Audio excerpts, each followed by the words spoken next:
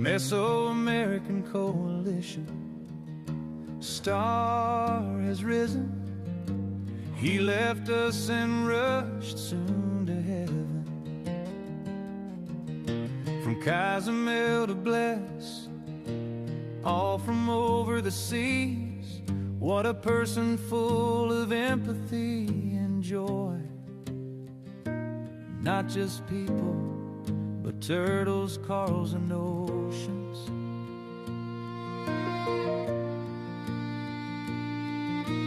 Traveled around globe talking the SDG 17, stood at SDG 14 and 13 to all around. Worked with everyone, carrying the ocean, dream building an ocean lab for more care.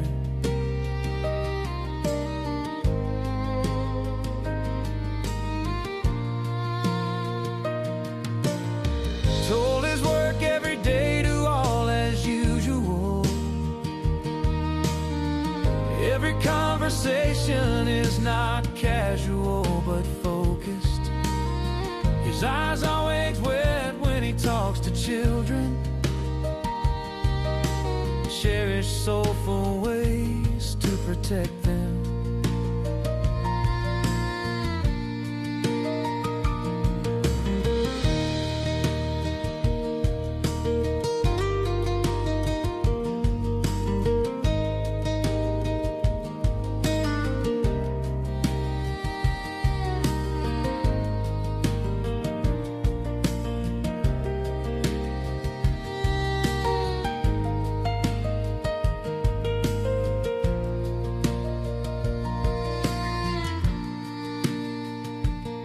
Said many, many times about his bronze turtle. Wanted to go to schools mounted on his truck. And they had endless conversations with big and small. Let's carry the legacy of George the Ocean Man forward. Let's carry the legacy of George the Ocean Man forward. Let's carry the legacy of George the Ocean Man forward.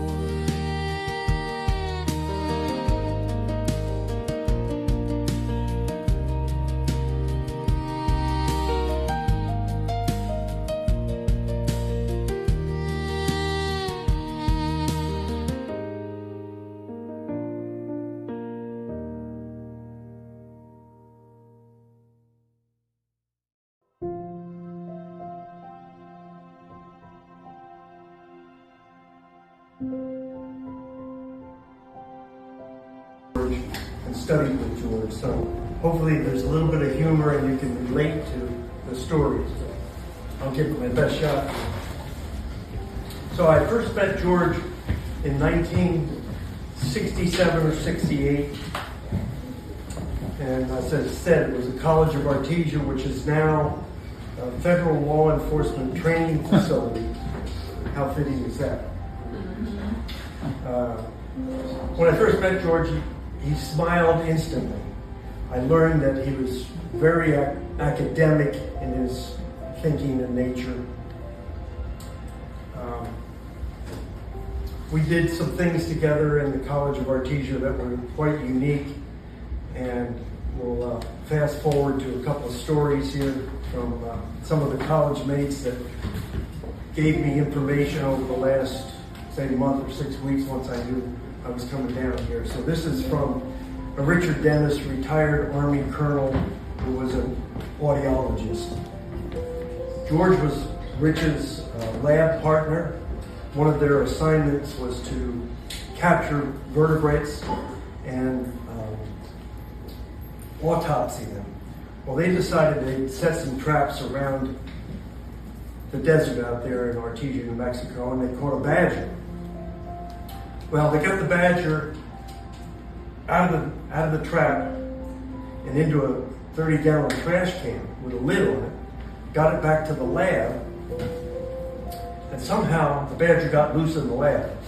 Well, up on top of the lab tables, George and this other guy, Rich Dennis, spent a half hour on top of the lab table trying to figure out how to get the badger back into the can. So they figured out how to get the badger back in the can, put the lid on it, then they figured, well, we best let that badger loose. So they took it back out into the desert and turned it loose. Rich Dennis was a good friend of mine and was my mentor in college because I was a bit of a late bloomer. Thought of George as his little brother. You got to remember that there were 7-8 years difference. So Rich Dennis wanted me to give that story to you real quickly here. One of the other classmates, Vern Peck, he was a Marine gunny sergeant and a TSA officer. Here are some of Vern's notes about our friend George. He was always healthy and had a great appetite, but he never gained an ounce. He labored with his endeavor to understand science and the oceans, and he did great work, as we all know, to try and make our oceans healthier for so many people.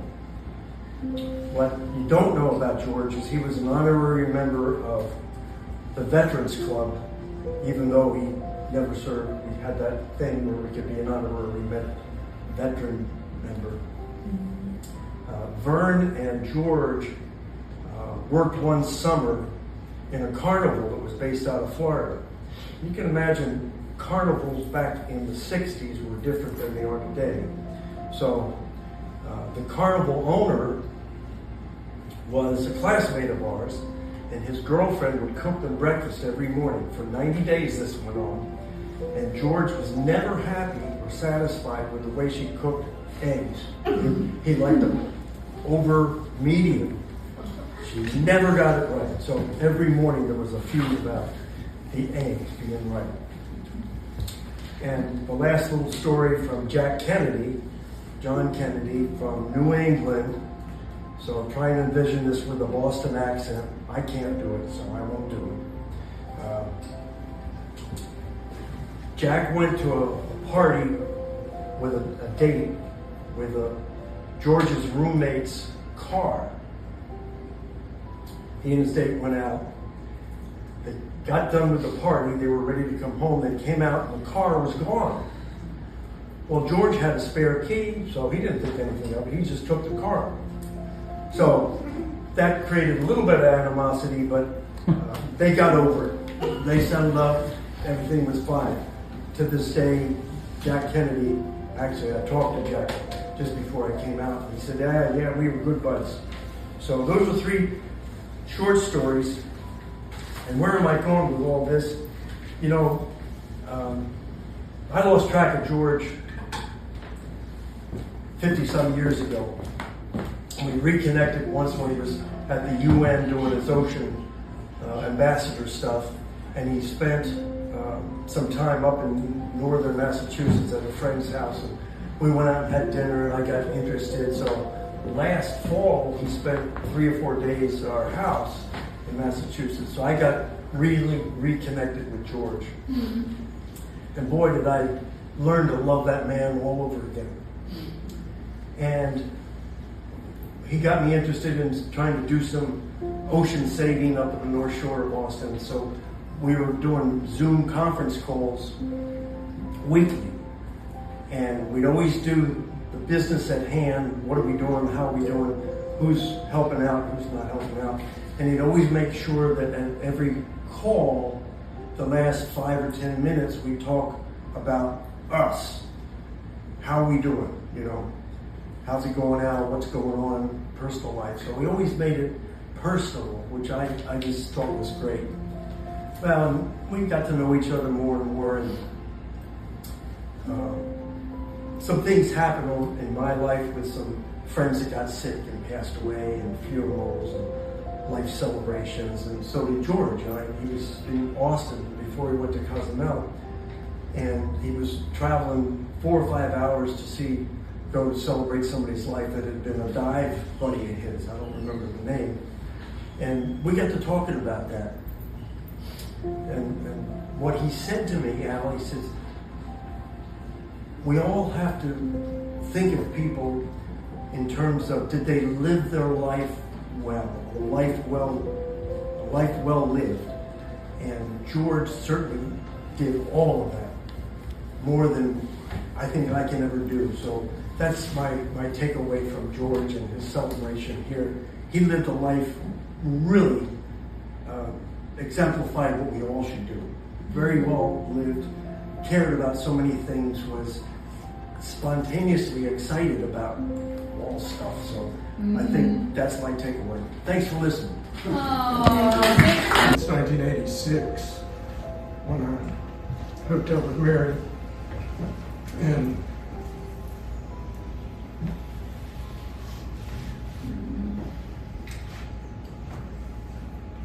he's been a great brother-in-law. We kind of lost track once he decided on this passion of his with the ocean, and he moved on. But before that era, there was the 80s and 90s where we partied a lot, and he was a great partier, you can imagine, and very generous helper. He hooked me up to my very first computer I ever had, and he'd help us string Christmas lights on our 4-story house. He'd be way up on the ladder, and just did all kinds of, always very generous. He always had time to come over and help out. I think that's my favorite characteristic of George, was his generosity, and sometimes I think he overdid it sometimes, but anyway, I'll tell you one quick silly story. Like I said, George and I used to party together, and we were at the top of the mark. If you remember, people from Old Austin, it was at Katz's Deli there on 6th Street. There's a bar called Tom. Anyway, we'd gone there to drink, and so we drank, and we were coming home, and I had driven my car, and so we were driving back down south of Mar towards Barton Hills where we lived. And, this was in the days where your headlights didn't come on automatically. You had to actually turn them on. Well, I'd had a few drinks, and I forgot to turn my headlights on. So here we are driving down south of Mar, and we pass a cop, and it's at night. And I had spilled my bourbon drink on the way to Katz's, so there was a wet mat of bourbon underneath me. Anyway, of course, we got pulled over from the cop, and I rolled down. It was cool that night, so I went up and rolled down the window, and this cop literally goes.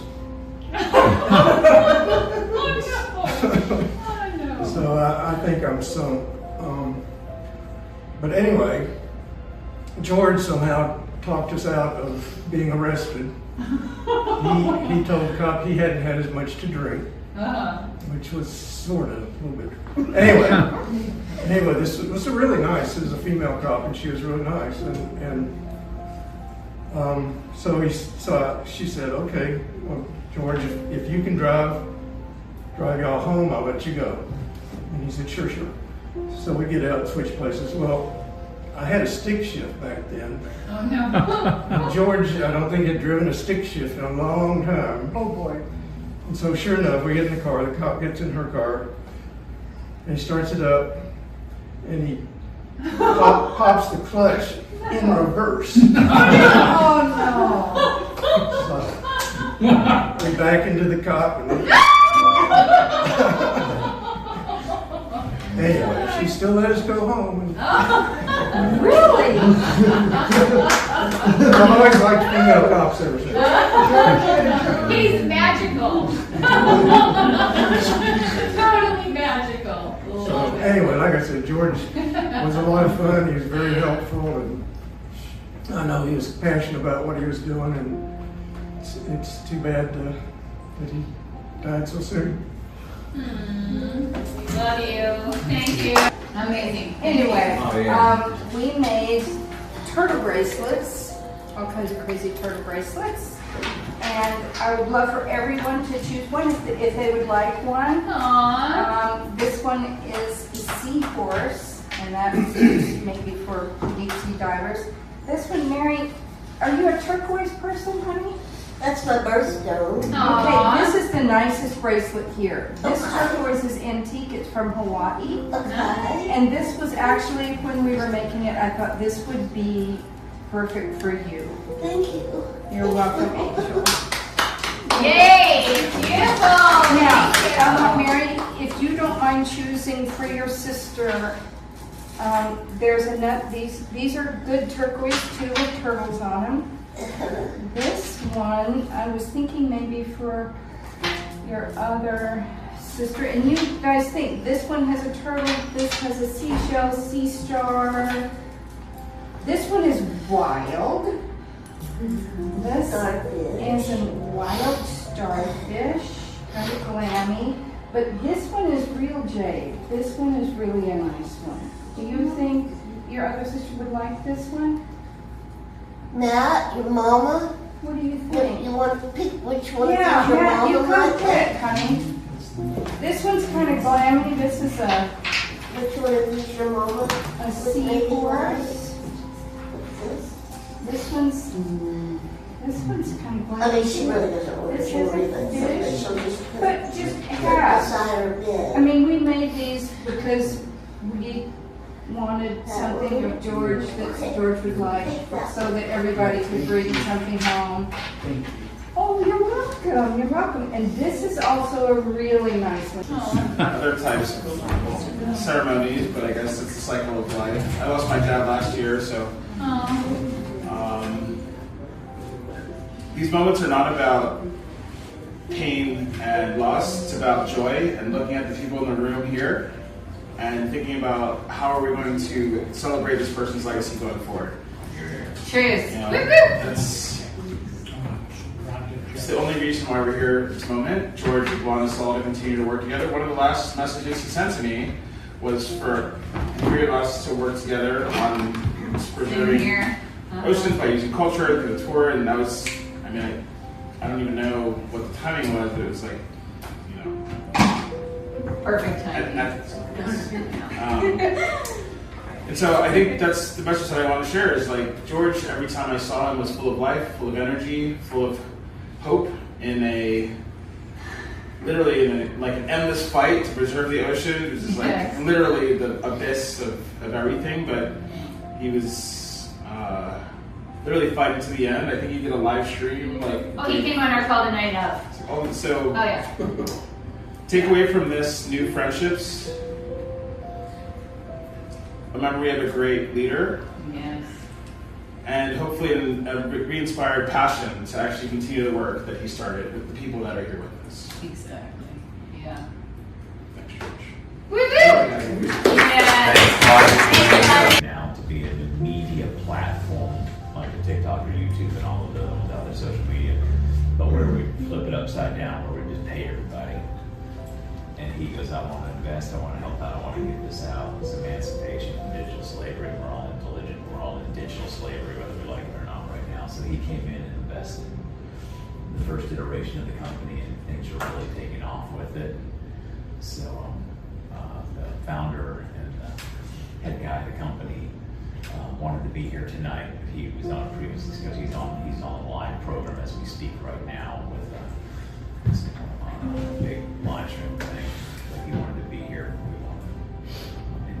George told me many times he didn't have any kids. The ocean was his kid, and that was his really next to kin, and as his next to kin here.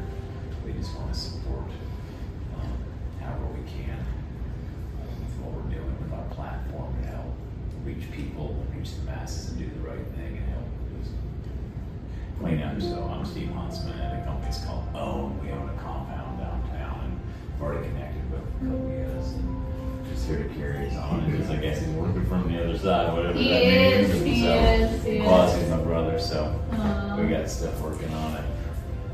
So I'm just here to support y'all. Thanks. Love you. Love you. Support her and is a cheerleader. Uh-huh. And on top of that, I mean, it's just damn smart. And so he was into some of the wildest things, and I'm about to describe one of those wild things. Amazing. And that is, George was very much part of our putting together what's called the World Sky Games, where we're going to have 17 cities around the world be our stage, our theater, our arena for aerial chariot racing. And our chariots are going to be zeppelins and airships. And so I'll give you an example of what this is going to look like in London, which is the very first one. We're going to start on the Greenwich Prime Meridian in front of the atomic clock where all time on Earth is synchronized.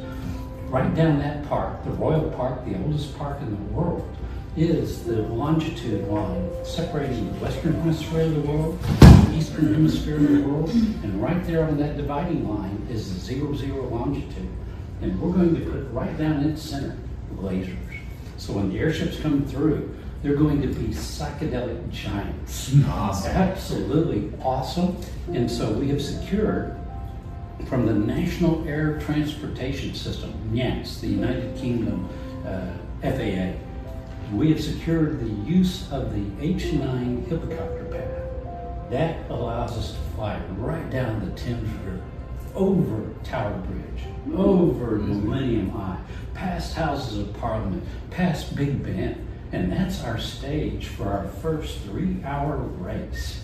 So that kicks it off. And 2 weeks later, we will have pulled up our stakes, we'll have moved our tents, and we'll have taken our flying circus to Berlin. There we'll race for 3 hours as well on what's called German Unification Day, October 3rd. Translated into American, I said 4th of July. And so we will be the salute to the Germans. And if you take a German apart and you get down to their DNA and their blood, do you know what you're going to find in their blood? What will you find? Love? No. Something bigger. Oh, what is it? A zeppelin. Oh. They love zeppelins. They're the nation, they are the culture that brought airships into existence, and this is something that they learn about as children, and they all celebrate it. And so we are taking that very first race to Germany, where it will be appreciated by 86 million Germans. Talk about connecting the world. That's what this project's all about. Now, I've been describing the epic side of this. Just last week, Bermuda Educational System, the Ministry of Education, they produced a movie where they were using the World Sky Games as a teaching tool for STEAMs in their classrooms.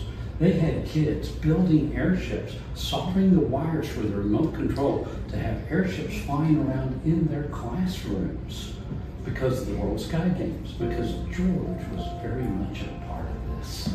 So we have, in every sense, his inspiration to follow. He handed us the baton. It's up to us to pick it up and go.